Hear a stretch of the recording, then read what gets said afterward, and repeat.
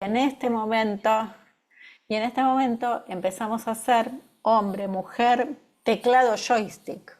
Y después sale el teclado y sale el joystick de la ecuación porque nos queda esto la irrupción de los teléfonos inteligentes, ¿no? Los llamados teléfonos inteligentes. Esto, pantalla.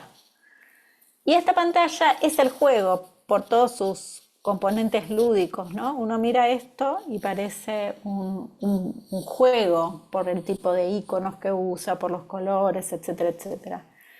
Barico dice, la experiencia, a la que empieza a llamarla una post-experiencia, queda liberada en la superficie de la pantalla.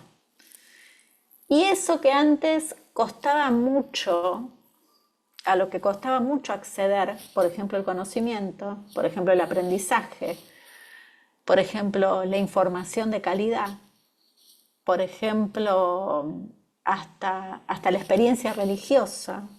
Barico dice necesitaba de un periodista, necesitaba de un docente, necesitaba de un cura. Ahora está en la pantalla. Y dice de los docentes, digo, es una provocación dolorosa, ¿no? Yo cuando lo leí me dio bastante bronca, pero bueno, hay que hacerse cargo, no lo entienden. No entienden que el juego cambió. Estamos hablando del juego, de la posexperiencia, de la posexperiencia que queda liberada en la pantalla, de que eso ya no necesita a alguien que te guíe hasta la profundidad, porque quedó ahí arriba. Entre otras cosas. Yo cuando escuchaba esto, la verdad es que cuando leía esto en 2019, recuerden que estamos recorriendo hitos, yo les decía 2001, 2013, 2019, que son los años en que se publicaron estos libros en su versión en español. Yo le decía a mi equipo en enero de 2020, che, yo creo que por más que nos dedicamos a la educación a distancia y por más que hacemos tecnología educativa, no estamos acá. No estamos logrando construir una experiencia pedagógico-didáctica que sea al mismo tiempo física y virtual. Hoy podríamos decir híbrida, ¿sí? Híbrida. Pero en ese momento todavía no lo estaba pensando en esos términos. Les decía, no estamos ahí. Bueno, llegó una pandemia. Y la pandemia, de alguna manera, nos empuja a la comprensión de esta revolución mental. Obviamente por las peores razones, digo, una tragedia de un alcance todavía creo que imposible de dimensionar. Más de 6 millones de muertos en todo el mundo, el tiempo que pasamos en situaciones de encierro, de aislamiento, esto, ¿no? Que era nuestra peor escena hecha realidad, de un día para otro las aulas físicas se vaciaron. Y sin embargo, seguimos educando. ¿Por qué? Porque había que garantizar el derecho a la educación y porque había una revolución mental en curso. Si no, no hubiéramos podido seguir educando. Cuando nosotros estudiamos lo que pasó en la pandemia, esto lo tengo publicado en un libro, hay un libro que escribí que se llama Educación en Pandemia, pero les quiero hacer una suerte de síntesis porque también es parte de esta línea argumental. Estudiamos como una serie de recurrencias, ¿no? En esas recurrencias uno podría, lo primero para destacar, y de nuevo acá hay un punto importante, es que la pandemia altera el espacio, empezamos a enseñar desde cualquier lugar, nuestras casas, altera el tiempo. La gente dice que el tiempo se altera incluso más que el espacio. ¿Por qué? Porque pareciera como que el tiempo se desmaterializa al faltar el edificio físico y entonces se superpone, se sobrecarga, se satura, se pegotea, entre algunas de las definiciones que encontramos en nuestra investigación. Del currículum todo el mundo dice, no, hay que priorizar, todo esto no se puede enseñar, acabáramos. Antes tampoco se podía, pero la pandemia como deja al descubierto esta cuestión. Y de la evaluación, todos se dieron cuenta rápido que no se podía seguir tomando si no había control físico cercano, con lo cual dijimos, hay que cambiar la evaluación. Uno podría decir, bueno, revolución pedagógica, no tanto. Cuando miramos las etapas, en la primera etapa prima la puesta a disposición. Crear las aulas virtuales sí, pero la base del asunto era mandar cosas, mandar textos, mandar actividades, mandar explicaciones, mandar ejercicios, mandar después evaluaciones. Yo dije, paremos de revolear, porque para mí era como la marca principal de lo que estaba sucediendo. En la segunda parte de 2020 viene esto que estamos haciendo acá, sincrónico. Y la gente decía, estuvimos 10 minutos sincrónicos, dimos clase. Y yo decía, pero ¿cómo se hace 6 meses que estamos mandando cosas, generando propuestas, llamando por teléfono, mandando material? Ah, no, bueno, pero clase es esto. Y la verdad es que más o menos clase es esto, porque esto es, uno hasta podría decir, la cabeza que habla, el busto parlante que ya estaba en la televisión educativa de la década de 1970, con bajísima interacción y con todos los problemas que estamos viendo representados en esta misma escena. Para mí, lo mejor, lo más interesante viene en 2021. Y ustedes lo habrán visto, ya sea que tenían, para quienes son ahí docentes, como docentes o lo vivieron como estudiantes, ¿no? Cuando empiezan las burbujas, las aperturas parciales, abrimos, cerramos, vienen 4, se enferman 2, se enfermó la docente, poner un video de la docente en la escuela. Empieza a aparecer una escena que es mucho más interesante desde el punto de vista del diseño. Plan A, plan B, plan C, plan D, yo creo que nunca hicimos mejor propuesta desde el punto de vista de la inclusión, porque teníamos realmente, podríamos decir, formas alteradas. Ahora bien, ¿qué pasa con esto en la vuelta a la presencialidad, ¿no? Y esa era como una de las grandes preguntas del momento. Yo lo primero que quiero decir es que creo que la pandemia, yo no lo digo, Franco Berardi, que sostiene en este libro publicado en marco de la pandemia todavía, que la pandemia es una mutación. Eso quiere decir un cambio del que nosotros no salimos iguales. Eso es hasta una idea difícil de entender, ¿no? Nosotros tenemos documentación de docentes que decían, bueno, qué suerte que volvemos a las aulas porque quiero que todo sea igual a como era en 2019. Bueno, pero nosotros ya no éramos los mismos, ¿no? Esta es la escala de una mutación, algo que nos deja una marca para el resto de nuestra vida, que deja una marca en la historia, que deja una marca que eventualmente se va a ver, como dice Flavia Costa, en las capas geológicas, cuando alguien haga investigación dentro de cierta cantidad de siglos. Esta pandemia, con esas marcas, tuvo algunas cuestiones que también hablan como de mutaciones muy importantes en términos de nuestras experiencias como sujetos en relación a los sujetos que somos cuando enseñamos y cuando aprendemos. Me parece importante recuperar el trabajo de Jorge Carrión, que escribe durante el transcurso de la pandemia una suerte de diario falso de pandemia, donde dice que a medida que se estaban distribuyendo los virus biológicos, en una suerte como de paralelismo, se aceleraba la distribución de los virus informáticos, de lo viral. Y él habla de objetos culturales vagamente identificados. Dice, a ver, un objeto cultural claramente identificado es una película en el cine o es un museo. Él dice, empiezan a aparecer, se profundizan y se acelera todo el movimiento que tiene que ver con los audios, con los microvideos, con los hilos en Twitter, con las historias en Instagram, con las performances en TikTok, con todas las formas de la conversación que suceden en las plataformas digitales. Cuando uno mira las características de esto, en general se trata de todos objetos culturales vagamente identificados que son breves, que son fugaces, que son audiovisuales y que son completamente fragmentarios.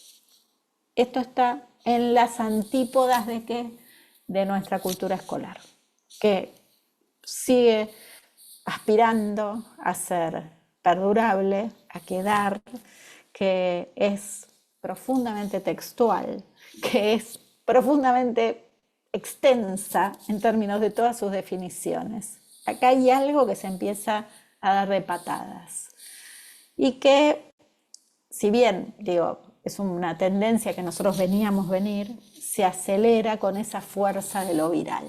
Y la gracia a partir de acá consiste en volverse viral, ser influencer, tener likes, ser reconocido, etcétera, etcétera, y todas las derivaciones que ustedes ya saben que se están dando hoy con mucha fuerza en las redes sociales. En este contexto, en el retorno a la presencialidad, escribo un libro que se llama Híbrida, enseñar en la universidad que no vimos venir. Y en este libro no es que hablo de cómo hacer la educación híbrida, tal vez hay alguna pista, pero lo que más me importa señalar es que yo creo que todo este recorrido del siglo nos pone en una necesidad que es pegar un salto hacia adelante. ¿Por qué lo planteo así? Porque cuando uno, como si la pandemia hubiera traído un efecto también del tipo de la ciencia ficción, abrió un portal, ¿no? Se abrió un portal en el tiempo, un tiempo de mutación, un tiempo de aceleración, un tiempo de virtualización, de digitalización, de plataformización. Hay tantas formas de llamarlo. Creo en otra presentación tengo un slide con todos los neologismos.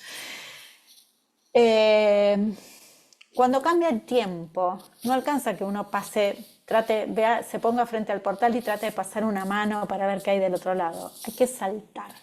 Yo vengo trabajando desde este libro con la hipótesis de pegar un salto hacia adelante. Y cuando lo ubico respecto de lo híbrido, el salto hacia adelante, lo que sostengo es, en un mundo que transita entre pandemias y guerras, la esperanza es política, la educación tiene que ayudar a construirla. Pero fundamentalmente respecto al tema de esta argumentación es que las clases no son híbridas. Nosotros somos híbridos. Nosotros salimos de la pandemia como sujetos hibridados. Y entonces lo que tenemos que poder hacer son construcciones didácticas que sean coherentes con esto que somos en este tiempo. Y por eso les decía al inicio, no pasa por definiciones para mí de carga horaria, no pasa por definiciones de cómo hacemos una parte, cómo hacemos la otra. Eso después viene, va de suyo. Pero acá hay una definición cultural. Nosotros somos híbridos, ¿sí? Yo ahora tengo la oportunidad de estar hablando con ustedes en este evento organizado por la Dirección de Educación Superior de la provincia de Tucumán. Pero la realidad es que yo desde que me levanté a las 9 de la mañana que estoy haciendo esto, ¿sí?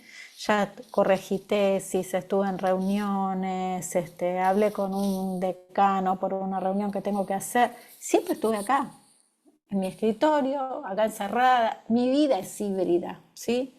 Bueno, en algún momento voy a la facultad, en algún momento, pero hay algo que se transformó, que de nuevo tiene una impronta grandísima cultural.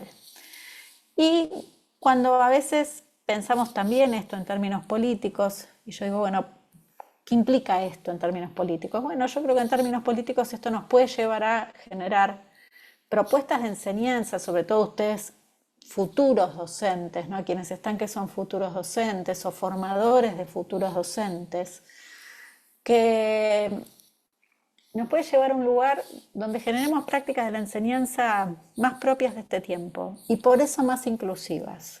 ¿Por qué? Porque los estudiantes tienen derecho al egreso y nosotros no necesariamente lo estamos garantizando. Obviamente en las mega complejas coyunturas del presente, pero hay algo donde yo creo que nosotros podemos, sobre la base de todos estos reconocimientos y sobre la base de todo lo aprendido, generar propuestas que sean más inclusivas. Y si son más inclusivas, para mí vale la pena este esfuerzo. Bueno, acá les quiero contar un ejemplo de cómo abordamos la cuestión de la hibridación en nuestra facultad, en nuestra materia de Educación y Tecnologías, que dura un cuatrimestre, que la cursan estudiantes de Ciencias de la Educación, que hacen esta materia más o menos en la mitad de la carrera, que en algunos casos llegan con unas 12 materias aprobadas, 15 materias aprobadas, que incluyen las didácticas. y que por definición, como les decía, nosotros tenemos un esquema de 70-30, eh, un 70-30 que la facultad no define con mucha precisión respecto de cómo abordar, ¿sí? Lo que nos piden es una aclaración cuando presentamos el programa respecto de cuál es el tipo de actividades que vamos a hacer virtuales. Y la verdad es que nosotros contestamos casi desde un estándar. Decimos, vamos a hacer videoconferencias en línea, vamos a hacer proyectos en colaboración, pero nada que hable específicamente de lo que les voy a mostrar ahora, porque esto se define como didáctica en vivo, ¿no? Se elabora en tiempo presente. Esto es el año 2024, es la implementación de la materia tecnología educativa en el año 2000, educación y tecnologías en el año 2024, un año particularmente difícil para nosotros como universitarios de una universidad pública, porque estuvimos prácticamente en alerta permanente todo el cuatrimestre por todo lo que tiene que ver con el ajuste, la crisis que eso trae a las universidades, nuestra precarización como docentes, los límites a nuestro trabajo de investigación, etcétera, etcétera. Pero la realidad es que cuando empezó el cuatrimestre, además nosotros decíamos, bueno, no sabemos si va a haber cuatrimestre. ¿Por qué? Porque había hipótesis de paro, por un montón de cuestiones.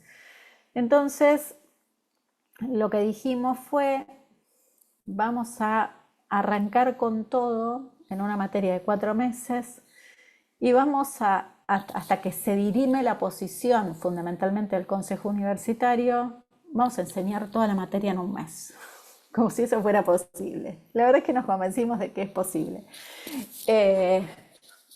Esto que ustedes ven acá arriba son las fechas de los encuentros presenciales.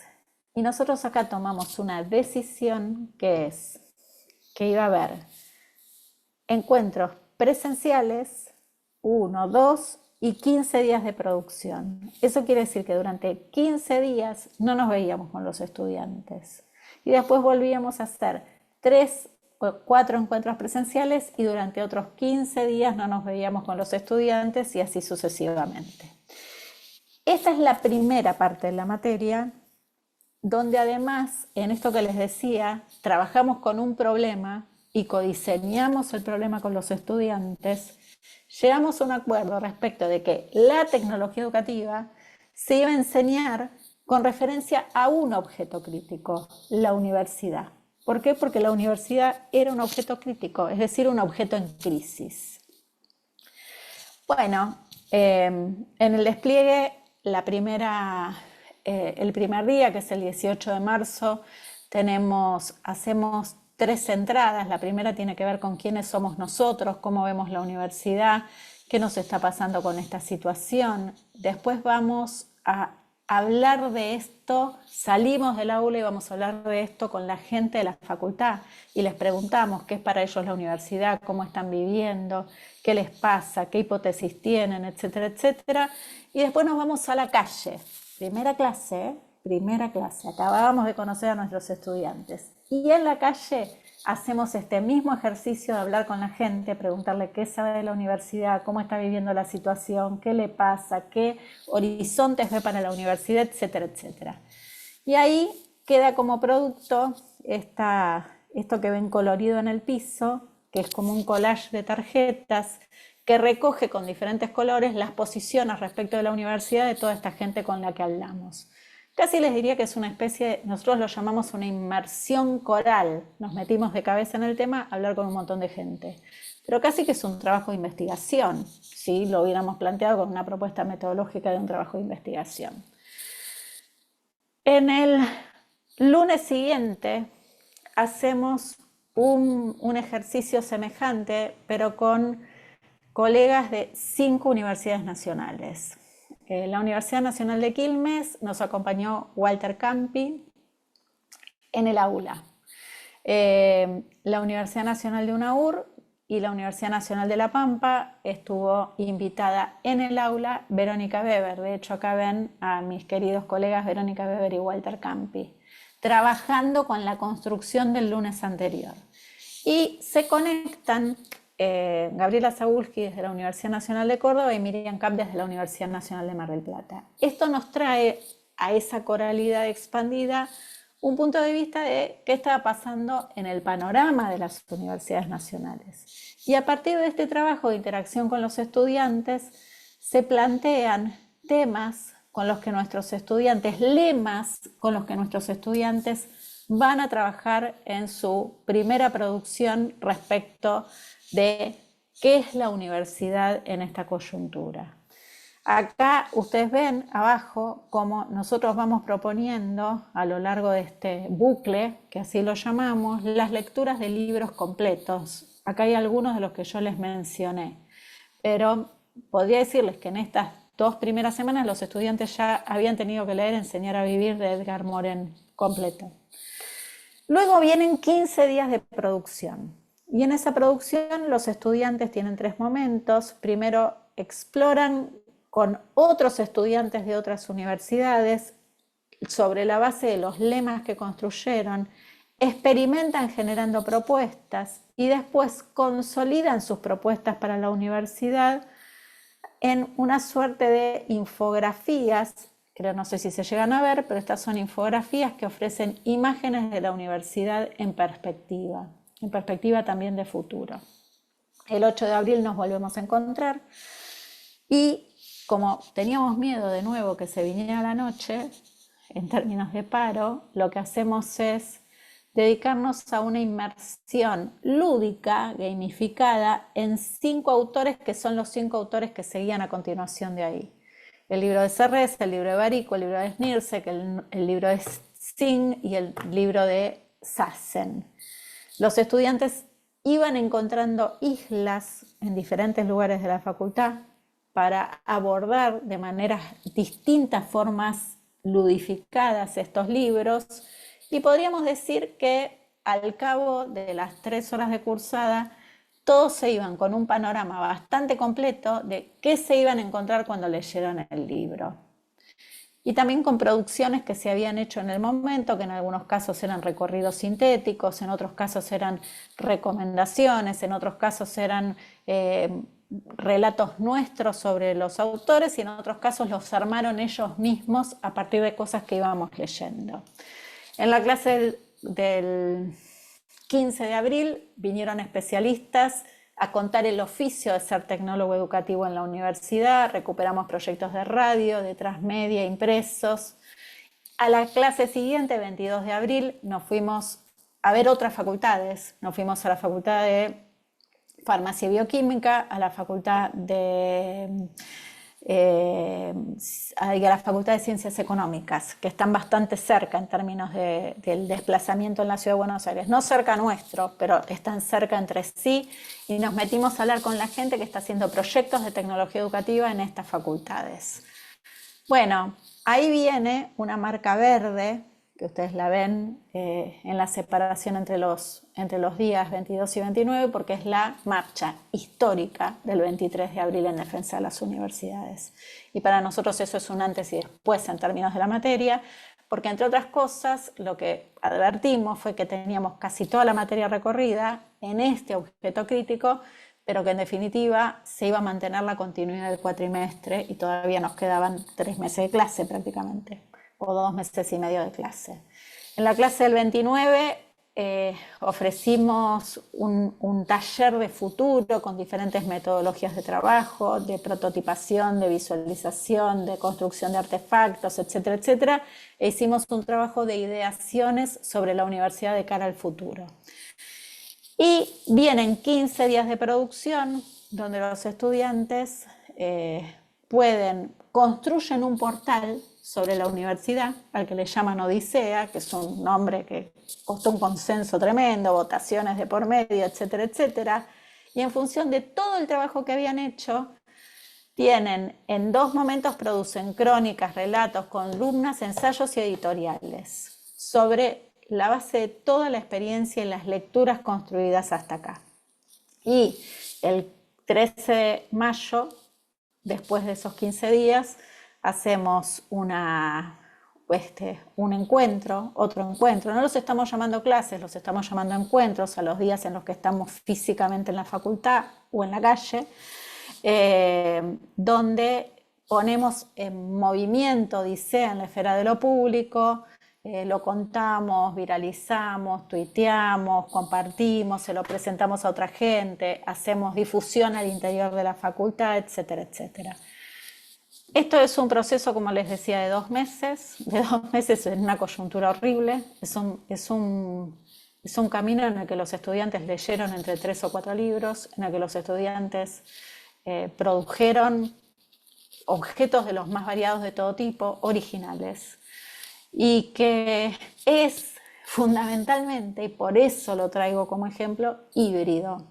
Tiene una forma de hibridación que se queda con lo mejor de la presencialidad y que se queda con lo mejor de la virtualidad.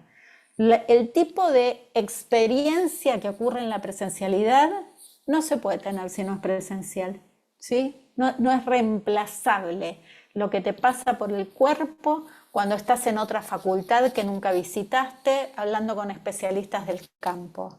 Y lo que se hace en la virtualidad tampoco es reemplazable, porque es un trabajo de colaboración que requiere estar en una plataforma digital, tener intercambios, revisar, escribir colaborativamente, ir a buscar en el libro, indagar, publicar, comentar, subírselo al profesor, que el profesor te devuelva, y son 15 días muy intensos. Entonces, esta sería como nuestro planteo, que para mí es como un modelo, si bien es un ejemplo súper concreto, en un punto es un modelo teórico respecto de cómo se puede abordar la hibridación de manera tal que el mundo físico y el mundo virtual se encuentren en una única realidad, que esto tenga un sentido muy potente respecto de la construcción del conocimiento. Después de mayo empezamos otro ciclo, porque el cuatrimestre siguió, no fuimos al paro tal como pensábamos, y acordamos trabajar sobre un nuevo objeto. De alguna manera, esta es como la abstracción de este ejemplo, ¿no? Hacemos didáctica en vivo. En la didáctica en vivo tomamos como esta posición respecto de que no se puede recorrer todo y que uno puede codiseñar un objeto y profundizar ahí la perspectiva de lo que es este campo disciplinar. Es un objeto crisis, la universidad en ese momento. La idea de bucle tiene que ver con una estructura que se realimenta. Tenemos inmersiones que fueron corales y lúdicas, tuvimos talleres que fueron de oficio, de futuro y de activación, y tuvimos experiencias institucionales y culturales. Nosotros dijimos que, bueno, lo que marca esto es toda la producción original, la hibridación por alternancia, pasábamos físico-virtual, físico-virtual, físico-virtual, y el hecho de que para estar ubicados en el momento de la materia en el que estábamos, todo el tiempo estábamos haciendo reconstrucciones. Pasó esto, pasó esto, pasó esto, pasó esto. El gráfico que les mostré en la diapositiva anterior tiene que ver justamente con las reconstrucciones que nosotros íbamos haciendo semana a semana. Hasta acá llegaría como con la posición de cómo estamos viendo la hibridación. Sin embargo, quiero decir que acá también pasaron cosas y apareció otro hito. No quiero dejar de mencionarlas porque me parece que es otro de una importancia grandísima respecto de lo que estamos viviendo en este momento. Esta es una imagen de la película 2001, publicada hace décadas. Es la imagen de HAL 9000, una máquina que maneja una computadora que es parte de una misión espacial, y HAL 9000, que era ni más ni menos que una inteligencia artificial, en un momento se quiere independizar y quiere dejar de interactuar con humanos y ser quien tome las decisiones respecto de la misión. Hace décadas sabíamos lo que venía. Y lo traigo en estos términos porque hay un punto donde yo lo que sostengo es, bueno, no vimos que venir el peso que iba a tener Internet. Todavía hay gente que discute si las aulas tienen que estar conectadas o no. Bueno, después, no vimos venir a Pulgarcita. Después, no vimos venir la pandemia que estaba anunciada. Había papers escritos sobre que venía una pandemia de las características de COVID-19. Después, no vimos venir el retorno con toda su dificultad. Bueno, no podemos decir que no vimos venir la inteligencia artificial, porque esto está, por lo menos en la ciencia ficción del siglo, es una como de las banderas más claras. La cara que cobra HAL 9000 en esta suerte de ejercicio que les propongo es noviembre de 2022, la del ChatGPT. Y la liberación del protocolo OpenAI. Pero el ChatGPT es solo una de las múltiples caras que hoy tiene la inteligencia artificial. Cuando uno piensa en esa inteligencia artificial de la que todos nosotros participábamos antes de esto, cuando uno dice, che, necesito cambiar el colchón y abre Instagram y tenés publicidad de colchones, esos son desarrollos basados en inteligencia artificial con los que nosotros ya interactuábamos. Ahora bien, la inteligencia artificial generativa ofrece una cualidad distinta, que es que podemos hablar con la inteligencia artificial generativa como estamos hablando entre nosotros, en esta suerte de modelo de lenguaje que ofrece. Ya la mencioné, la investigadora argentina Flavia Costa, que en Tecnoceno planteó que la pandemia fue un accidente global. Hablamos en Berardi de una mutación, Flavia habla de un accidente, un cambio a escala global.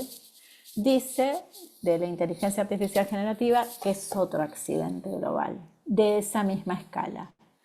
Y también recupero acá el trabajo de Kate Crawford, que me parece muy interesante, cuando advierte, fíjense que de cada obra les traigo como una gran categoría, que la inteligencia artificial tiene como en su corazón la noción de extracción, ¿no? Empieza con la extracción de minerales, litio por ejemplo, y llega a la extracción de datos. ¿Qué datos? Nuestros datos.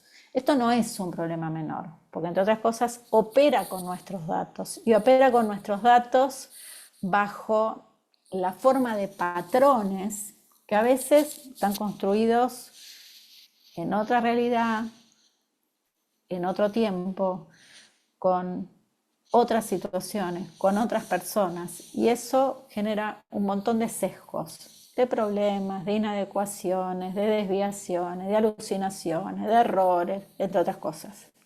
Sin embargo, no perdamos de vista que la inteligencia artificial está aprendiendo a medida que nosotros estamos acá hablando, con lo cual cada vez va a mejorar eso. Esto produce en el sistema educativo un hackeo más fuerte que el de la hibridación. ¿Por qué? Porque nos pega en el corazón del sistema educativo. ¿Cuál es? La evaluación. A mí no es que me guste que la evaluación sea el corazón del sistema educativo, pero yo creo que está bastante claro que es el corazón. ¿Y por qué pega en el corazón? Bueno, porque casi todo lo que pedimos en términos de la evaluación se puede resolver con inteligencia artificial generativa. Y los estudiantes ya se están dando cuenta. Eso es realmente un hackeo. Eso nos quiebra. Nosotros tenemos que poder pensar y bastante rápido qué vamos a hacer con esto. Y acá quiero traer un ejemplo familiar con mi hijo, que me escribe hace unos días y me dice: ayer ayudé a Ailén, su pareja, a terminar el parcial con ayuda de ChatGPT. Y me pone: es demasiado inteligente, ya nadie va a aprender a escribir. Bueno, temprano era esto, 10 de la mañana. Probablemente, le pongo, es bueno reconocerlo, me pone: esa es mi conclusión de la mañana, se le ocurren buenas ideas, contrasta bien los ejemplos con los textos, reconoce intertextualidades, el mundo se va a volver muy raro. Ya se está volviendo raro. Acá arranco y le pongo: igual todo eso que decís, lo decís desde una educación excelsa. Vamos a tener que seguir educando para poder entender las diferencias. Acto seguido, Francisco me contestó: ni te gastes. Y hay algo de esto que está circulando, ¿sí? Yo creo que nosotros tenemos que poder trabajar para mostrar la diferencia. Y no quiero dejar de mencionar que una propuesta didáctica que integra inteligencia artificial generativa está hibridada de hecho, ¿sí? Que uno podría incluso plantear la idea de hibridación en relación a nuestro trabajo de cooperación con la inteligencia artificial. y que si uno piensa en términos de esas producciones donde nosotros les damos a los estudiantes 15 días para que vengan, por ejemplo, con un libro hecho, eso lo van a hacer con inteligencia artificial generativa. Entonces, me parece que ahí hay algo donde las tendencias culturales empiezan a cruzarse. Volviendo a la idea de enseñanza poderosa, y en este transitar de los hitos del siglo, lo que estoy planteando es que yo creo que la enseñanza poderosa tiene que ser co-creativa, que tiene que ser co-creativa en el sentido de construir entre nosotros. La mejor manera de construir, voy a decir esto, espero que no me citen en los diarios de Tucumán, piedad les pido, pero creo que la mejor manera de co-construir entre nosotros en este momento de la historia es hacerlo en plataformas digitales. Y ahí ya tenemos la pata híbrida. ¿Por qué digo esto? Porque es el camino más lógico, es el más cercano, es el más corto, es el más eficiente y es el camino en el que se trabaja, en el que se crea, en el que crean los artistas. Eso no quiere decir que no nos encontremos, nosotros tenemos que encontrarnos, pero nosotros tenemos que encontrarnos para que sucedan cosas de otro orden, que no pueden suceder en un esquema exclusivamente virtual, o que son distintas si suceden en un esquema exclusivamente virtual, y que se enriquecen tremendamente cuando esto ocurre en el espacio físico. Cuando digo co-creación, digo co-creación entre nosotros y con inteligencia artificial generativa o con la tendencia cultural que emerja. Creo, y para mí esto es fundamental en términos del trabajo de los institutos de formación docente, que nuestras propuestas tienen que experimentar con tendencias culturales emergentes y en este momento la más clara es la de la inteligencia artificial generativa. No podemos mirar para otro lado y menos cuando nos están dando un golpe de semejante intensidad como el que trae la inteligencia artificial generativa.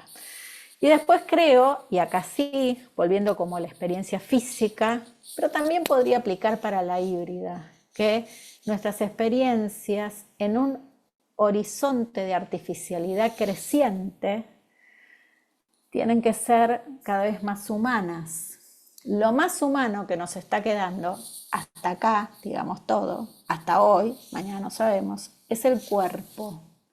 Pero el cuerpo en nuestras propuestas, y lo digo con preocupación en la escena de los institutos de formación docente, está muy aquietado. Está aquietado en los hogares por las pantallas, está aquietado en nuestras instituciones. Yo creo que nosotros tenemos que poder pensar cómo ponemos el cuerpo en movimiento en nuestras propuestas, el cuerpo colectivo, el cuerpo performando, el cuerpo deseante, el cuerpo amoroso. ¿Cómo ponemos esto en circulación en nuestras propuestas, ¿no? Y por eso tengo esta posición tan fuerte respecto de que nosotros tenemos que salir de las aulas, estar en movimiento, aunque sea estar en el pasillo, eso ya es algo, ¿sí? En este camino estoy planteando que frente al fenómeno de artificialidad creciente, la enseñanza poderosa tiene que ser cada vez más viva, cada vez más vital, cada vez más vibrante. Y lo tiro, pero digo, es como un neologismo totalmente preliminar, como para reforzar la idea de lo vivo. Creo que tenemos que ir al escenario de una didáctica. O sea, es importante que sean nuestras prácticas híbridas, sí, porque eso sería coherente, pero más importante es que estén vivas, porque si no están vivas, se pueden resolver con inteligencia artificial generativa, exclusivamente. Para mí, un caso hermoso es el que vivimos hace unas semanas, ¿no? con la misión de Schmid Ocean Institute en colaboración con nuestros científicos del CONICET. Centenas de miles de personas mostrando que todavía nos apasiona el conocimiento, nos apasiona la exploración, nos apasiona la indagación, nos apasiona la posibilidad de construir categorías para aquello que no sabemos qué es, ¿no? Por eso esa devoción por Batatita y por la estrellita culona, esa interacción que se daba en las redes con los científicos, esas ganas de saber, la emoción que nos traía esto, un encuentro, casi les diría de co-creación ¿no? Y de definitivamente de experimentalidad, pero porque acá había una investigación científica en curso, un fenómeno a escala. Este es el tipo de emoción que hoy sucede en en estos tiempos híbridos. Es distinto de lo que nos pasaba hace décadas. Nosotros tenemos que poder formar gente para comprender esto y para tratar de construir, ojalá colectivamente, este tipo de fenómenos. Creo que es un gran momento, yo vengo hablando desde hace décadas de reinventar la clase, creo que es un momento genial para reinventar el mundo, porque el mundo está bastante mal. Y creo que cuando nosotros logramos instalar esta vitalidad en las aulas, estas ganas de conocer, estas ganas de construir conocimiento original, lo que logramos es que la gente se quede. Y ese es nuestro punto, ¿no? Que la gente se quede, que tenga la mejor experiencia, que quiera estar en clase, que quiera terminar, porque eso es un horizonte de justicia. Y el problema no es que sea híbrido, el problema es que sea justo. Y entonces nosotros tenemos que poder comprender este tiempo en el que nos toca educar, en el que nos toca enseñar, en el que nos toca aprender, en el que nos toca formar docentes, para ver cómo nos acercamos mejor a estos horizontes de justicia, de paz, de democracia, de inclusión, de bienestar, de empatía o de lo que sea que acordamos que es lo mejor para una sociedad en un tiempo determinado. Horizontes de esperanza, ¿no? A la manera freiriana.